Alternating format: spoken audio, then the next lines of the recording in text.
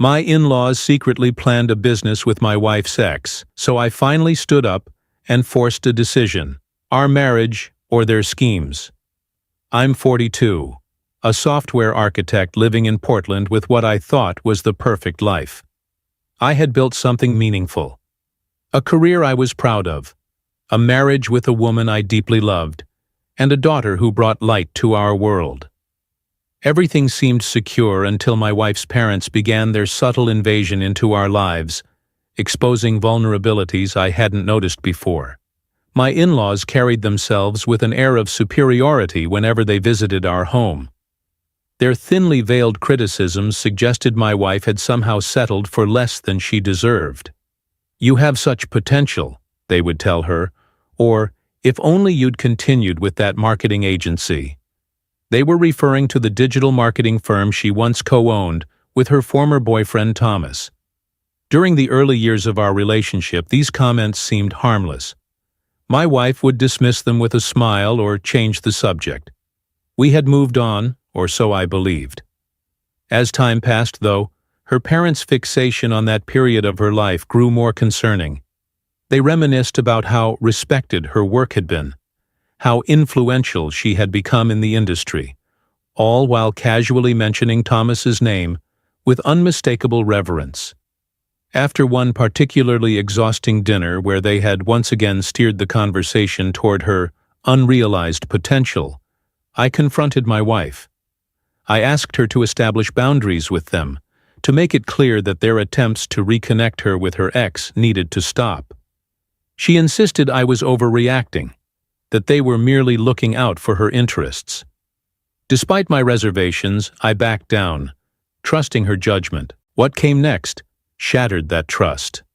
Several weeks later, she revealed that her parents had secretly arranged a meeting with Thomas. They had developed a detailed proposal for restarting the old marketing agency, with my wife as a partner. They'd already lined up investors and crafted a business plan, presenting it as a way to create a legacy for our family.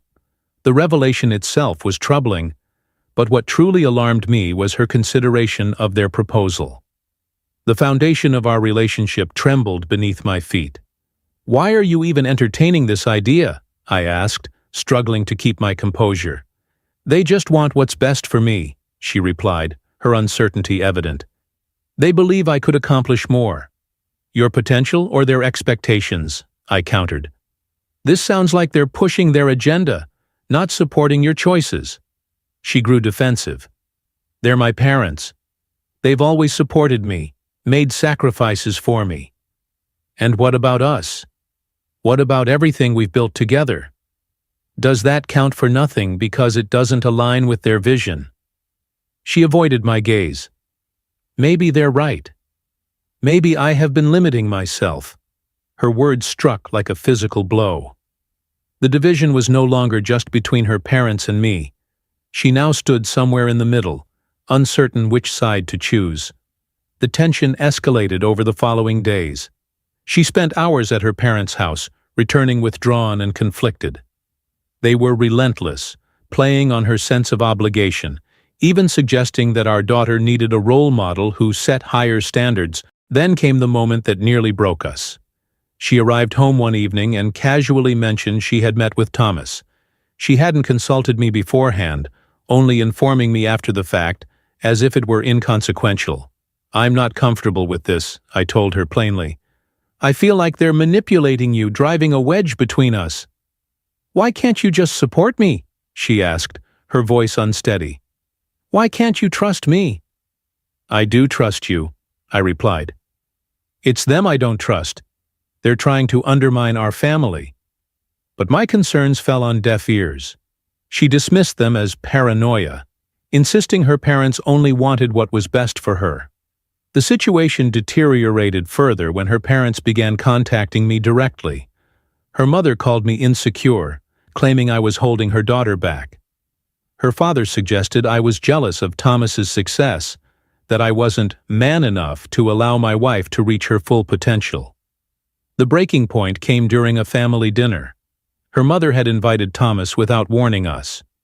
We arrived to find him already seated at the table, her parents feigning surprise at the oversight I was ready to leave immediately, but my wife asked me to stay, whispering that she would handle the situation. Throughout dinner, her parents extolled the virtues of Thomas and my wife working together again, painting a picture of professional fulfillment that conveniently excluded me. They didn't even attempt subtlety anymore.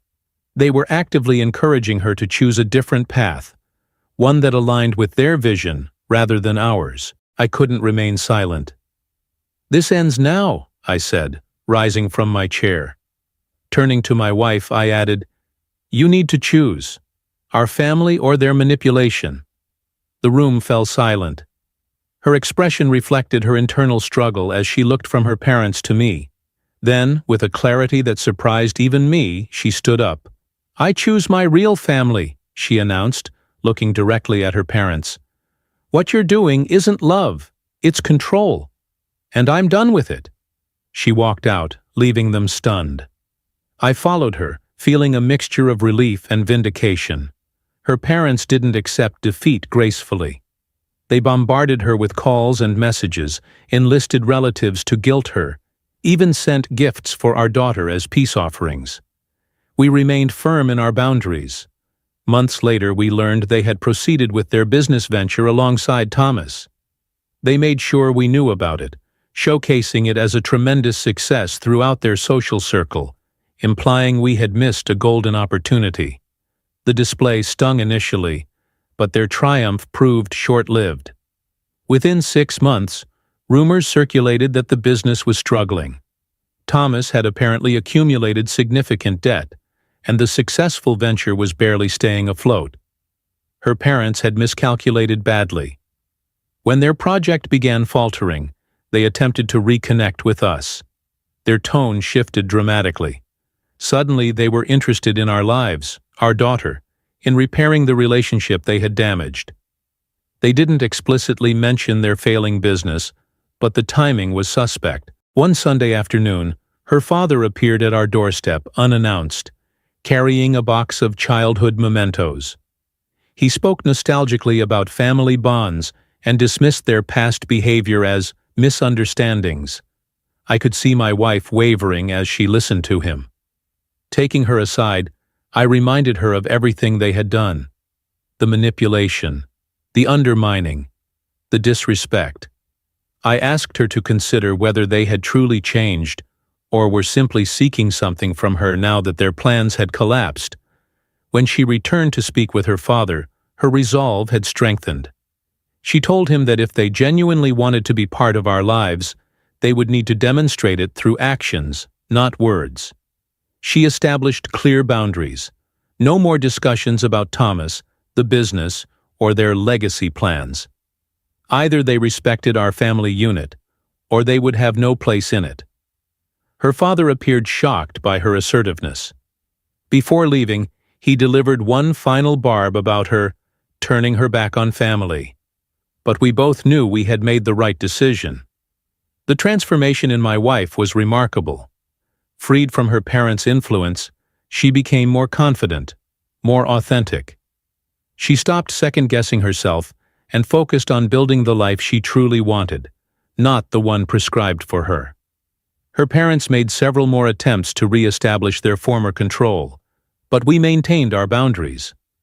Over time, their intrusions became less frequent, though I suspect they never truly understood why we held them at arm's length. In their minds, we were probably the ungrateful ones who rejected their help, but we had learned something crucial.